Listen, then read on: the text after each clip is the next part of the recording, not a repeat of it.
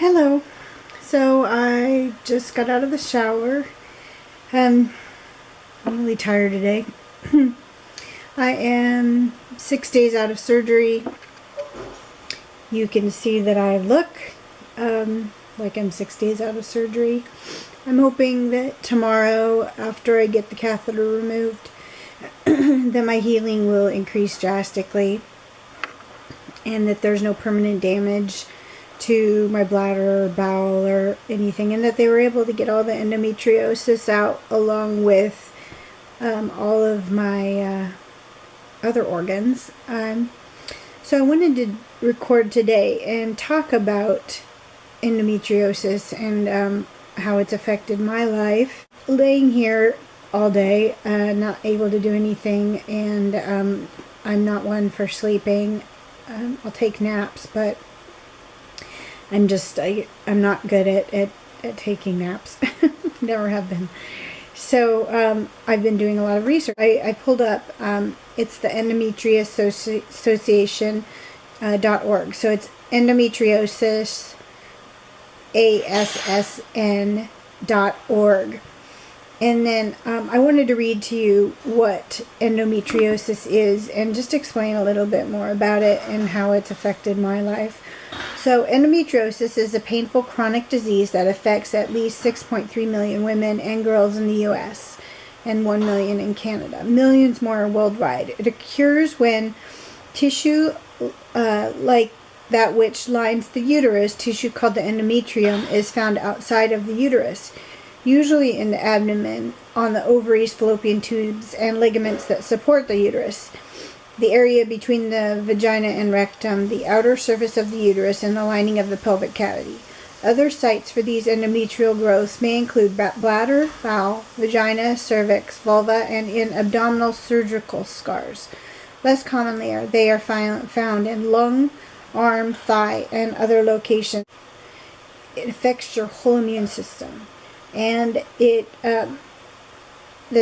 what happens is when you have your period, instead of having a normal period where it flows, your menstrual cycle, these growths develop and lesions develop on all of your other organs, and it's very, very painful.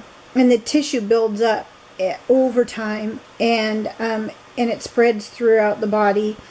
And it just basically leaves scar tissue and like canker. It's like a canker sore all inside your like internal organs. And for the longest time, I didn't really understand what that meant. I mean, I would get painful periods, but it's way more than that. There's so many things. And if you watch my videos, if you go back to watching my videos, I've talked about a lot of things like allergies, gluten insensitivity, lots of gastrointestinal issues.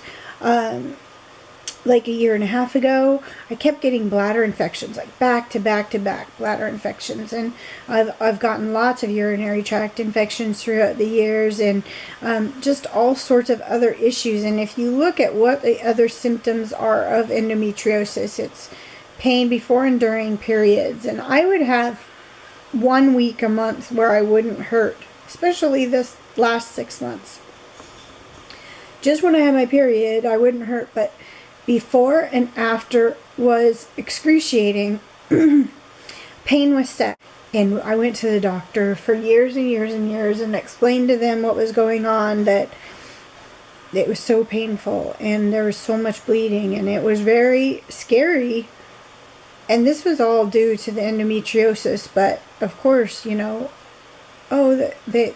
don't ever link it. There's so many women that deal with so many different issues, and when you get the big picture, when you look at the whole picture and you link it all together, it's amazing that all of the things that I've been dealing with, I'm hoping will be cured by what I've just done. Infertility. It took us 8 years to get pregnant with my daughter. The doctors told me I'd never get pregnant, and Caitlin is my one and only child, and the only time I've ever been pregnant. She is a miracle child. Enough said on that. Fatigue. I have talked a lot about my fatigue. I just get so tired, and I've just been so tired. I've been feeling like I'm not even at 50%, especially the last year. I've just been pushing and pushing and pushing and just feeling like that's not enough. Painful urination during periods, sometimes painful bowel movements, and I talked about like one day I would have constipation and one day I would have diarrhea, and back and forth and back and forth. That's another sign, and one of the things I want to talk to the doctor about, because with my complications, the endometriosis was so bad, and the doctors didn't understand how bad it was because I wasn't complaining as much as they thought that I should for the amount of damage that there was. My bladder was completely meshed with my uterus. Most likely my bowel was in there also.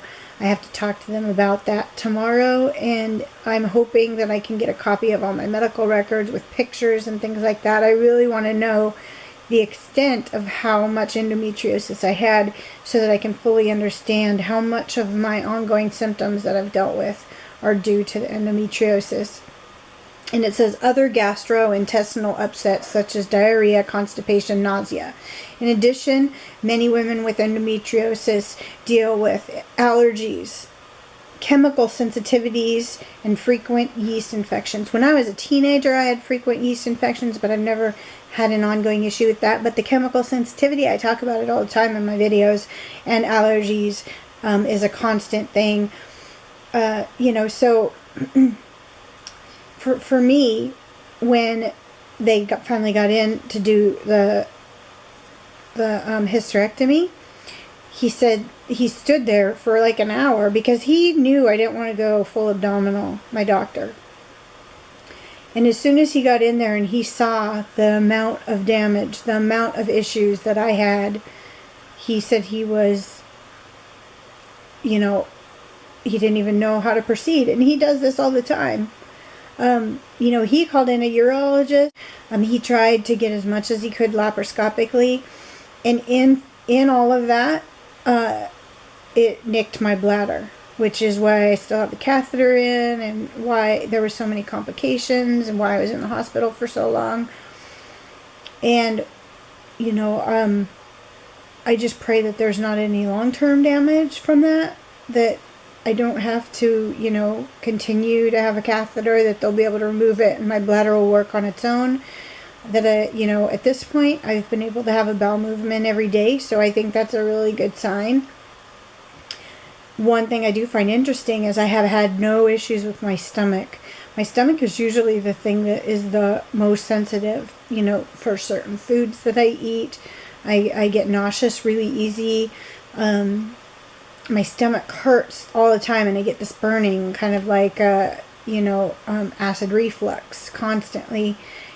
And that, since I've had my surgery, I haven't had any problems with my stomach. And they are giving me a lot of medication. I mean, I'm taking 800 milligram Motrin every 6 hours. Before that in itself would have been enough to upset my stomach. Plus, I'm taking the Percocet, and I'm taking the Pyridium, which is for my bladder to kind of help with pain. I'm taking a stool softener. I'm taking my allergy medication. I think there's another one in there. But what I'm saying is I'm not eating that much because I haven't been that hungry, but I'm taking a lot of medication and I'm not hurting. My stomach is not hurting. So hopefully, I'll find that this will continue to be a good thing, and that the endometriosis being removed and my uterus being removed and my ovary. At this point, everything's been removed except for one ovary. I'm hoping to talk to the doctor about that tomorrow and just understand fully what that means and what that looks like. Because the way we went was not what we talked about, the direction we were going to go. One of the things I'm dealing with, my incision, it's about a 12-inch incision. It's clean. I've been keeping it very clean and dry.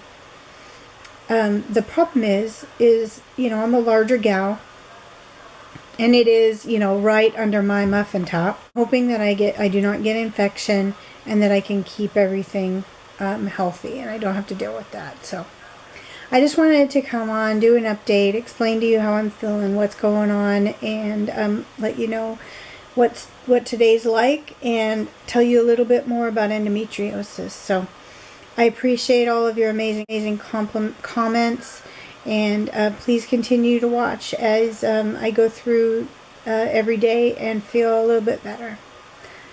Take care. I'll see you soon.